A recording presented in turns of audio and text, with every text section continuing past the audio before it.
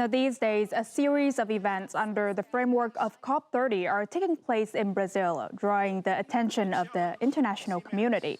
And one of the key initiatives proposed by the host country is the establishment of an open coalition for carbon market integration, aimed at harmonizing standards and linking existing carbon credit trading systems around the world. As one of the most active participants in the carbon credit market in Southeast Asia and a country with strong growth potential, Vietnam is preparing to pilot its first carbon credit exchange by late 2026, a key step toward achieving its net zero emissions goal. And this initiative is also among 6 urgent tasks and solutions that Vietnam aims to complete by the end of 2026 to implement its environmental protection policy. According to the draft decree on the domestic carbon credit exchange, the platform will operate with 2 key products: emission quotas and carbon credits. At the international level, the Ministry of Agriculture and Environment is also developing a draft decree on international exchanges of greenhouse gas emission reductions and carbon credits, expected to be submitted to the government later this year. Now, Vietnam has already made notable progress, becoming the first in East Asia Pacific to receive a $51.5 million payment from emission reduction trading with the World Bank, and ranking among the world's top 15 carbon credit sellers. Now, a well-designed carbon market could help Vietnam attract climate finance, drive technology innovation, and boost business revenues. Moving forward, Vietnam is expected to learn from major markets while strengthening international cooperation to enhance regional market liquidity and transparency.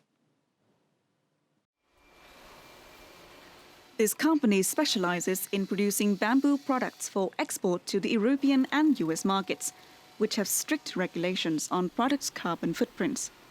The entire production process is chemical-free, forming a circular chain geared at green transformation.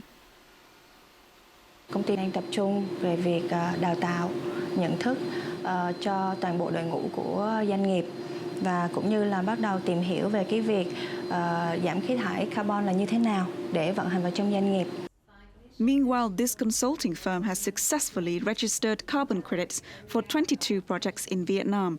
They expect the pilot carbon credit market to create significant opportunities for carbon credit holders. It helps actually existing players to start exchanging certain benefits and certain carbon credits already in place. Experts say Vietnam offers ideal conditions for businesses to tap into its abundant carbon credit supply. Có cái diện tích là hơn 7 triệu hecta lúa, chăn nuôi, quản lý chất thải đô thị thì đây là những cái lĩnh vực mà có tiềm năng tạo ra hàng chục triệu tín chỉ carbon hàng năm.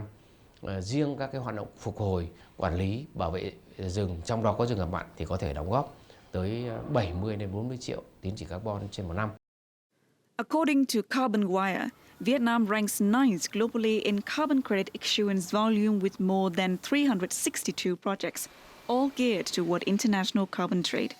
Vietnam has vast opportunities to expand its presence and influence in the global carbon trading market. For Vietnamese businesses, I see 3 key opportunities in this new era of converging carbon markets. The first being the opportunity to attract new forms of climate cooperation. It's also incredibly important that Vietnam utilizes its first mover credibility within the region. Third, this creates the opportunity for Vietnamese businesses to be better equipped in order to respond to carbon pricing measures across the globe, including the carbon border adjustment mechanism of the European Union. Vietnam's growing momentum in carbon trading signals not only a path towards sustainable growth, but also a stronger voice in shaping global climate solutions. This transition is more than a national effort. It's a collective journey of collaboration between businesses, experts, and international partners towards a greener future. Vietnam's remarkable milestones in the carbon market so far show strong potential, but also raises new questions. How can Vietnam ensure that its growing market remains transparent, credible, and aligned with international standards? Beyond government policy, businesses will play a decisive role not only in reducing emissions, but also in building reliable data systems, ensuring compliance, and attracting sustainable finance. To take a deeper look at the potential and prospects of Vietnam's carbon trading market and how businesses can prepare for this transition, we're joined by Mr. Nguyễn Tùng Anh, Director of ESG and Compliance Services at CRIF DNB Vietnam.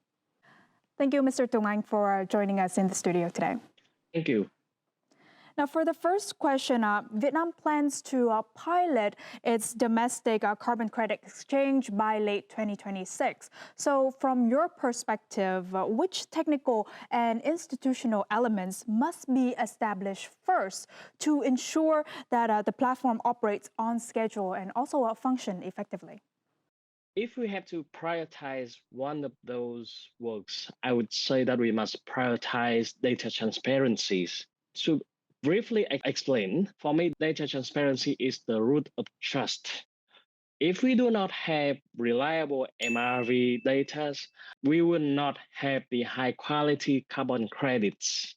We can have legal framework, we can have international linkage, but all of that would mean nothing if we do not have the quality emission data, because with that one, there will be concrete informations about the carbon credits and of course, a concrete pricings of the carbon credit itself. And the standardized data systems would be the key to success on this one. Right. And once the exchange begin operating, pricing will determine liquidity and also investor confidence. So based on international experience, which price discovery model, auction, bilateral trading, or market making would best fit Vietnam's early stage market conditions, would you say? From my research on global ETS systems, and also if you look at how Vietnam managed the capital markets at the State Security Commissions, I think a hybrid models would be the best for the early stage. And for the price benchmarks, we can always reference other markets like the EU ETS, that'd be around 63 euros per tons, or we can refer to China ETS, that'd be 7 euros per ton. And we already had some expectations, right? Like Vietnam will be around $5 to $15 per ton. So we can determine that firsthand. Now, in parallel with building the exchange, many Vietnamese firms, especially SMEs, still lack capacity in emission accounting and also MRV compliance. So what kinds of support, digital toolkits, advisory programs, or internal carbon pricing schemes could help these companies participate more quickly and also more confidently in the pilot phase? So to make it short, I think they would need three pillars of support. Number one is digital toolkits, because it's scalable and cost effective. It can help SME. We need to help SME because that's what Vietnam is made of.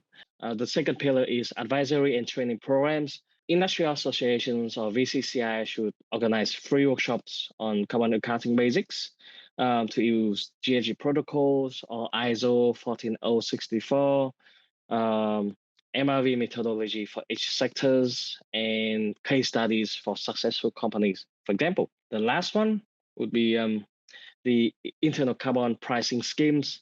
I think that we should encourage SMEs to establish internal shadow carbon pricing at maybe $5 to $20 per tons to assess ROI, return on investment, of green assessments. Well, thank you, Mr. Tùng Anh, for joining us and also sharing your insights. Now, Vietnam's carbon market is no longer just a vision, it is becoming a reality. From establishing a pilot exchange to encouraging enterprises to create credits and investing in green projects, the country is laying the groundwork for a greener and more transparent economy. The journey will require investment, cooperation, and stronger regulatory foundations. But with the right policies and partnerships, Vietnam has the potential to achieve its net zero target. And that brings us to the end of today's program. Thank you for watching and see you next time on The Point.